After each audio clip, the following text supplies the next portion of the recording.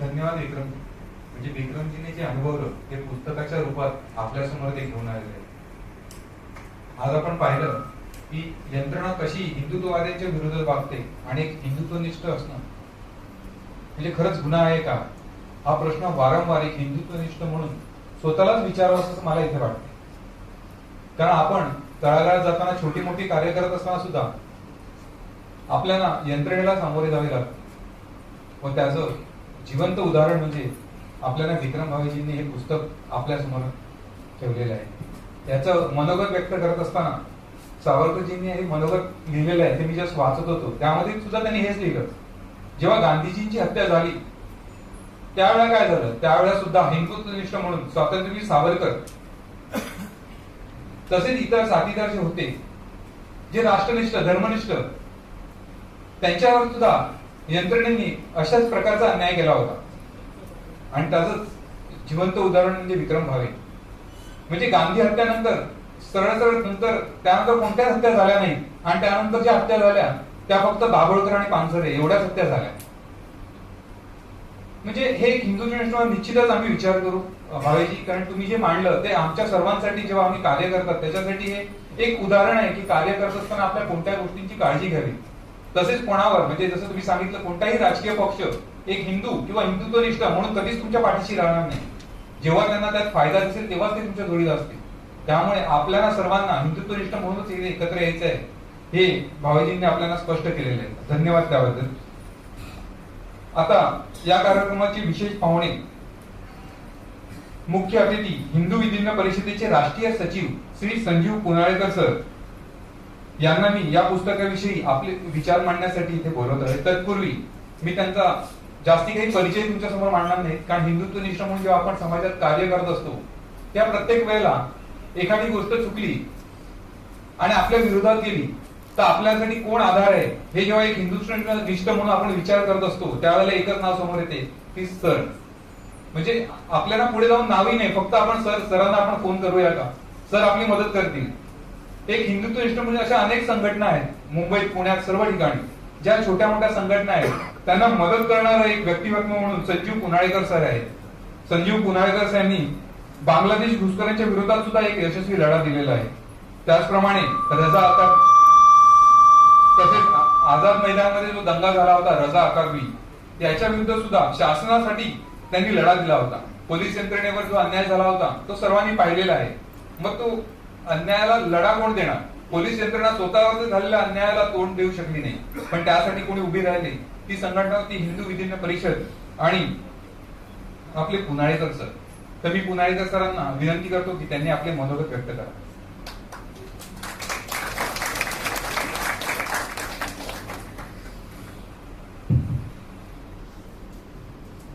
भगवान श्रीकृष्ण आणि माझे गुरु सच्चिदानंद परब्रह्म डॉक्टर जयंत बाळाजी आठवले यांना वंदन करतो, व्यासपीठाला नमस्कार करतो, आपल्या सर्वांचं स्वागत करतो आणि दोन शब्द बोलतो. विक्रमने बरंच काही तुम्हाला सांगितलं, त्यामध्ये हा उल्लेख झाला की माझ्या अटकेचा किंवा जे काही वकिलांचं संघटन करत होतं आता माझी यांनी ओळख करून दिली. वस्तुस्थिती अशी आहे की ज्या वेळेला हिंदू संघटनाचं काम सुरू झालं त्याला 2012 पासून गोव्यामध्ये आमच्या परिषदा होत होत्या. म्हणजे विश्व म्हणजे हिंदू अधिवेशन ज्याला म्हणतात ते 2012ला सुरू झालं आणि आतापर्यंत ते चालू होतं. मागच्या वर्षीपर्यंत ते झालेले आहे. आणि त्यामध्ये वीरेंद्र इचलकरंजीकर माझे सहकारी आहेत, हिंदू विधिज्ञ परिषदेचे अध्यक्ष, त्यांच्या आणि माझ्या पुढाकाराने हिंदू विधिज्ञ परिषद नावाची एक संघटना आम्ही स्थापन केली. आणि त्या संघटनेचं ध्येय असं होतं की आपल्याला हिंदूंसाठी लढायचं आहे. पण संघटना हिंदूंच्या बऱ्याच आहेत, अधिवक्ते आहेत, परंतु कुठच्या तरी राजकीय पक्षाशी किंवा संघटनेशी जोडले न जाता हिंदूंना मदत मिळाली पाहिजे. आणि त्या संघटनेमध्ये मला आठवतं की त्यावेळेला मी बऱ्याच केसेस किंवा बरेच खटले लढवले आणि लढाऊ वृत्तीने लढलो की ज्यांनी ₹1 लोकांकडनं घ्यायचा नाही, पावत्या फाडायच्या नाही, देणग्या जमा करायच्या नाही, कुणाच्या दाराशी जायचं नाही, वकिलांनी स्वतःची कमाई करावी आणि स्वतःच्या पैशातून ते लढावं. एखादा वकील विमानाने जाऊ शकत असेल त्याने तसं जाऊन लढावं, जो एसटी बसच्या प्रवासाने जाईल त्याने तसं जाऊन लढावं, जे जे जमेल ते करावं. आणि अशा प्रकारे वकील मी जमा केले आणि जवळपास 100च्या वर 140-150 वकील आमच्याकडे ठिकठिकाणी होते वेगवेगळ्या जिल्ह्यांमध्ये. आणि आमचं तर ध्येयच होतं. तुम्हाला ठाऊक हे थोडंसं टाळ्या घेणारं वाक्य, मी टाळ्यांच्या पेक्षा करीत नाही, कारण आजचा प्रसंग गंभीर आहे की रणजितजीने अगोदर सांगितलेलं आहे परंतु आमचं ध्येय कसं होतं की जे हिंदू आरोपी म्हणून ज्यांना पकडता येतो की त्यामध्ये एखादा आरोपी निर्दोष आहे, त्याला मदत मिळत नाही. आणि हिंदूंमध्ये एक वृत्ती अशी आहे की ज्या क्षणी आरोप आला त्या क्षणी आपण त्यांना झिडकारून टाकतो. स्वतः स्वातंत्र्यवीर सावरकरांना जे जीवन जगावं लागलं, त्यांचे ते काही मूठभर हितचिंतक होते, म्हणजे हितचिंतक सगळेच होते, परंतु जे त्यांच्या बाजूने ठामपणे उभारण्याचं ज्यांच्या धैर्य होतं, अशा काही व्यक्ती सोडल्या तर समाजाने त्यांना काय दिलं? यातना, वेदना आणि बहिष्कार याशिवाय त्यांना काही मिळालं नाही. त्यामुळे एखादी निष्पाप व्यक्ती, सावरकरांसारख्या उत्तुंग व्यक्तिमत्वाला जिथे भोगावं लागतं तिथे आमच्यासारख्यांची काय कथा? त्यामुळे जेव्हा हिंदू आरोपी पकडला जातो तेव्हा त्याचा अमानुष छळ होतो, एक संपूर्ण कुटुंब भरडलं जातं. त्यामुळे त्या निरपराधाला मदत मिळाली पाहिजे. त्यामुळे जो निरपराध हिंदू आहे त्याच्या समर्थनार्थ आम्ही उभे राहणार, हे आमचं ध्येय होतं. पण त्याचबरोबर समजा एखादा अपराधी असला तर काय घ्या, त्याने अपराध केलेला हिंदुत्वासाठी केलेला आहे, व्यक्तिगत नाहीये, तर मग अशा हिंदूला सुद्धा आम्ही वाचवणार, कारण त्याने ते धर्मासाठी केलेलं काम आहे, अशा स्वरूपाची आमची भूमिका आहे. आणि ही भूमिका आम्ही पुढे येऊन मांडली. आम्ही वारंवार सांगत होतो की दहशतवादाचे 3 स्वरूप, म्हणजे 2 होती. जिहादी हा दहशतवाद होता, दुसरा नक्षलींचा होता. हा जो नक्षलींचा दहशतवाद होता त्याबद्दल आता तुम्ही बघताय दररोज एक दोन नक्षली सरकार पुढे सरेंडर होत आहेत. याची सगळ्यांची वय 75-80 वगैरे आहेत. आणि या मंडळींना छानसा बंगला दिला जातोय, महिन्याला 45,000ची पेन्शन दिली जाते, त्यांना पोलिसांच्या घरून त्यांना डबा येतोय, त्यांना म्हणजे हे सगळंच त्यांना दिलं जाते. आजारी पडलं तर जसरो किल्लावत सारख्या ठिकाणी तुम्हाला ट्रीटमेंट मिळणार आहे. आणि हे नक्षलवादी उघडपणे मुलाखती देऊन सांगतायत. आता देवेंद्र गावंडे यांनी घेतलेली लोकसत्तामध्ये मुलाखत आहे तारका नावाच्या नक्षली बाईची. ती म्हणते की मी केलेलं सगळं बरोबर होतं, या हिंसा सगळ्या बरोबर होत्या, अमक्याला मारलं ते बरोबर होतं.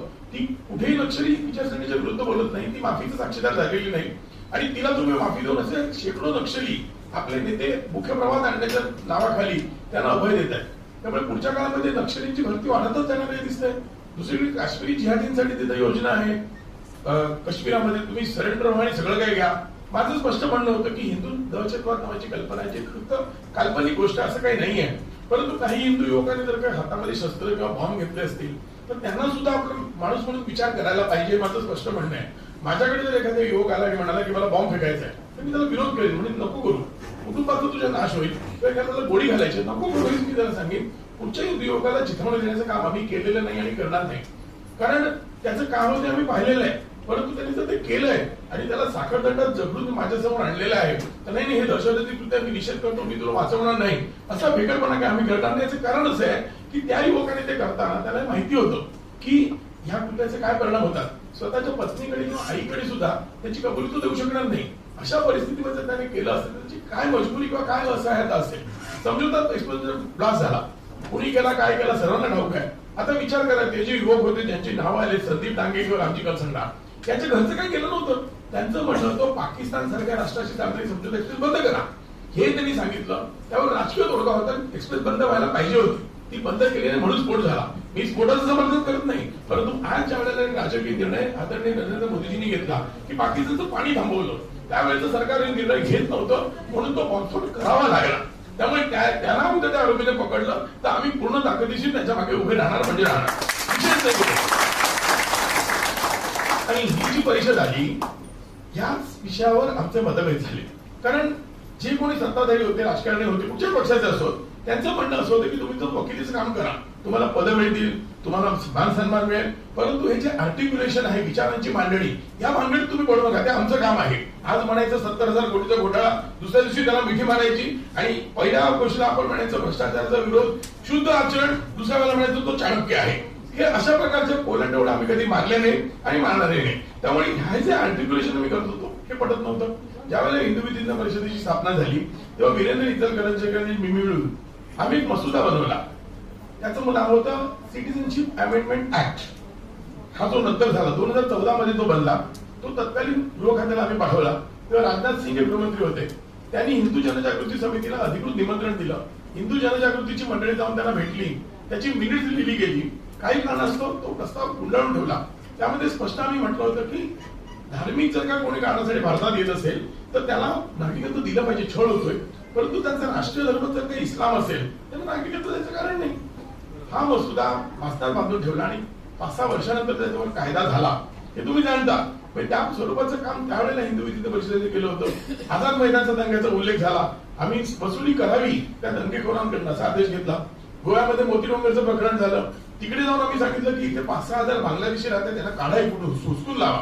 त्यावर सुद्धा आदेश झाला. मी स्वतः याचिका केल्या होत्या व्यक्तिगत नावाने की आता महाराष्ट्रामध्ये तुम्हाला ठाऊक आहे की साखर सम्राट, सहकार सम्राट आणि शिक्षक सम्राट ही महाराष्ट्राला लागलेली कीड आहे. हे लोक देशाला, राष्ट्राला, राज्याला लुटत आहेत अक्षरशः. त्यामुळे ते थांबवावं आणि त्यांच्याकडे जे प्लॉट त्यांना दिलेले आहेत 1-1 रुपयाच्या भावाने या लोकांनी सरकारचे प्लॉट, सरकारचे भूखंड ढापले, याची माहिती लोकांना असायला पाहिजे. लोकांना वाटतं बांद्र्याला प्लॉट आहे MITचा, तो छगन भुजबळच्या बापाचाच आहे. तो काय त्याच्या बापाचा नाही, भाजी विकत होतो. त्याचा प्लॉट त्याने सरकारचा घेतलेला आहे. लोकांना कळू द्या. लोक माहितीच्या ठिकाणी विचारतील तुम्हाला. मग त्या याचिकेवर आदेश झाले आणि मग सगळ्यांच्या साखर सम्राट, सहकार सम्राट, शिक्षण सम्राटांना ही सगळी माहिती इंटरनेटवर टाकावी लागली. आता कलेक्टरच्या वेबसाईटवर सगळी माहिती उपलब्ध आहे. त्याशिवाय तुमची संस्था त्याच्या बाहेर भला मोठा बोर्ड लावावा अशा स्वरूपाचे आदेश झाले. आम्ही त्याच्यात शिवाय व्यक्तिगत स्वरूपात म्हणाल तर वीरेंद्र चकंजीकरचे महत्वाचे आर्किटेक्ट आहेत माझे सहकारी, त्यांनी तिस्ता सेटलमेंटच्या विरोधाची त्यांनी त्यावेळेला FIR दायर केली होती. ती एकच FIR पेंडिंग आहे, ती एकच प्रलंबित आहे. आणि अजूनही तिस्ता सेटलमेंट नावाची जी हिंदू द्रोही बाई आहे, जिने मोदींच्या ताकीदवर एकीकडे आणला होता, तिला कोर्टाचे चक्र आज मारावे लागत आहेत. हे काम हिंदू विधिज्ञ परिषदेने केलं. झकीर नाईक सारखा माणूस, त्याने श्री गणेशाची जी विडंबना केली, ज्या घाणेरड्या भाषेत तो बोलला, त्याच्या विरुद्ध 16-17 FIR झाले. आज सुद्धा माझी खात्री आहे, माझा लॅपटॉप त्यांनी उघडला जो CBIच्या ताब्यात आहे, तर त्यातल्या बहुतेक FIR ची कॉपी त्यांनी बनवली त्याच्यामध्ये मिळेल. त्यामुळे हे सुद्धा काम हिंदू विधिज्ञ परिषदेमध्ये झालं होतं.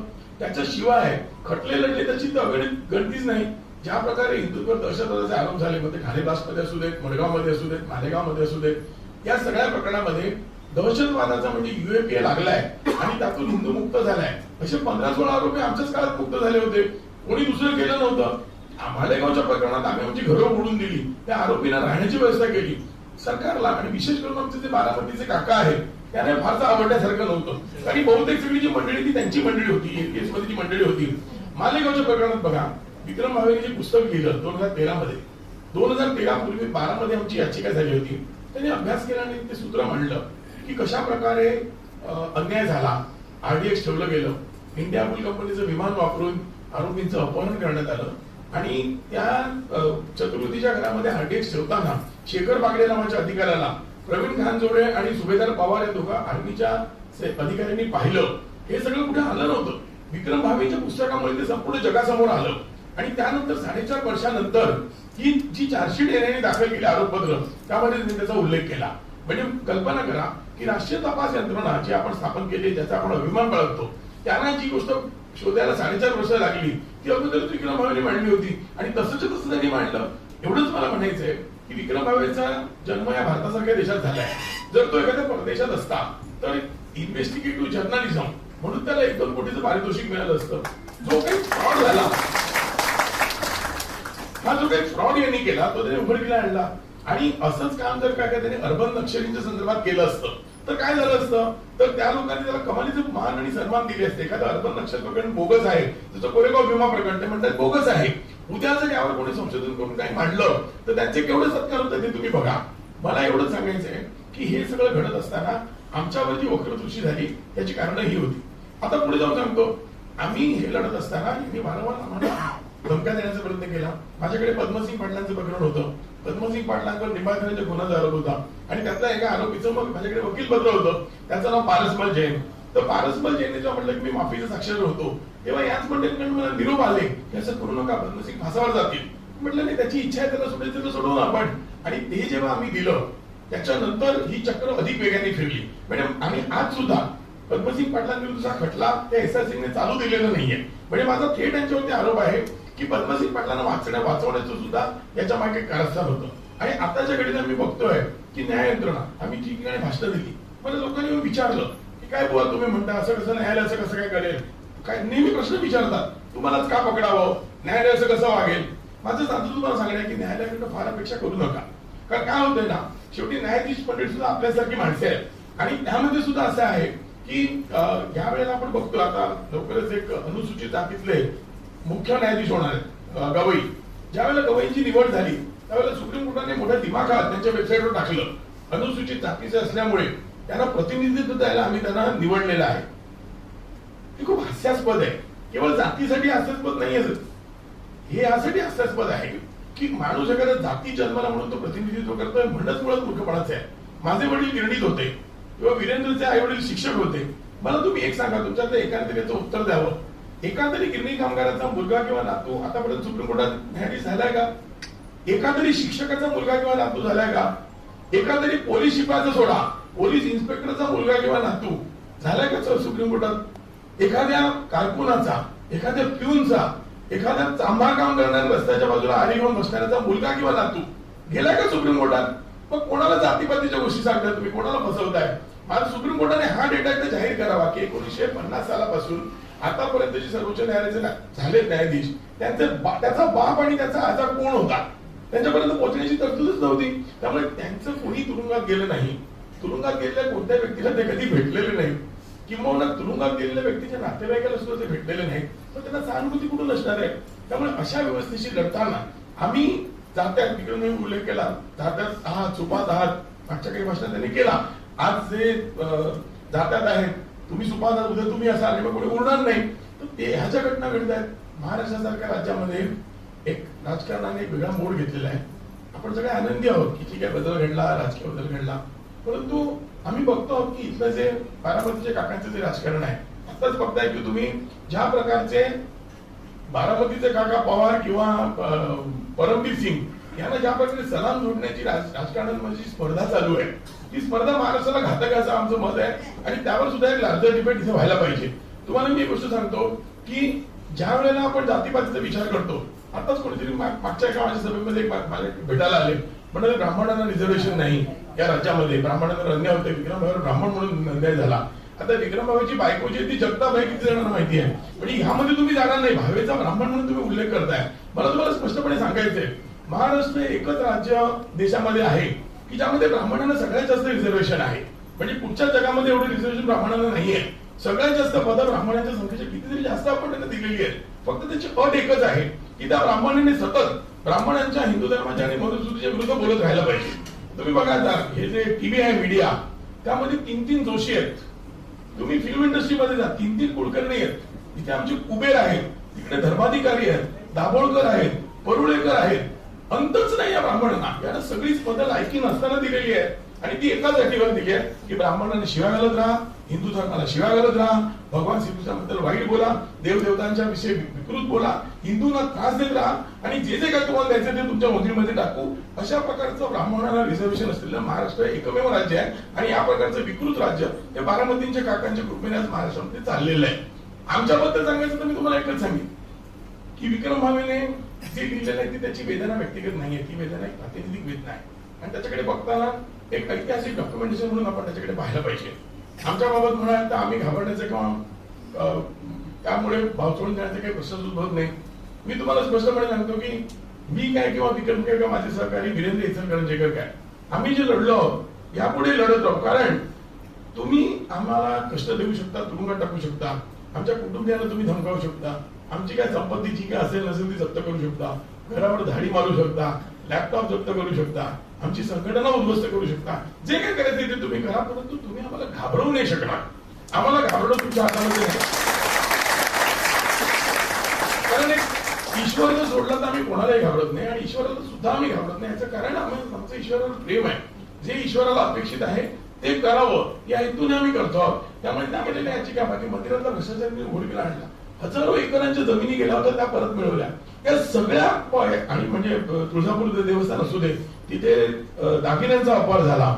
त्यानंतर पंढरपूरचं देवस्थान, हजारो एकर जमिनी लुटल्या लोकांनी, ते त्यांनी उघडकीला आणलं. सहकारी संस्था माहितीच्या अधिकारात असावे या स्वरूपाचा आदेश त्यांनी घेतला. व्यक्तिगत पातळीवर काय काय झालं याची गणतीच नाही.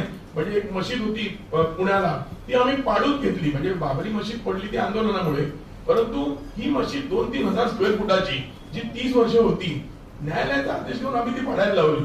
त्याच्यानंतर जी लाऊड स्पीकरची पिटिशन झाली भोग्यांची मुसलमानांच्या, त्यामध्ये सुद्धा आमची पिटिशन होती. त्या दोघांपैकी एक पिटिशन आम्ही होतो. सच्चर समितीने आम्ही आव्हान दिलं. एवढं सगळं करीत असताना दाभोळकरांसारख्या चिरकुट व्यक्तीच्या मागे आम्ही जाऊ अपेक्षितच नव्हतं मुळात. म्हणजे हे इतकं हास्यास्पद आहे, हे इतकं हास्यास्पद आहे तुम्हाला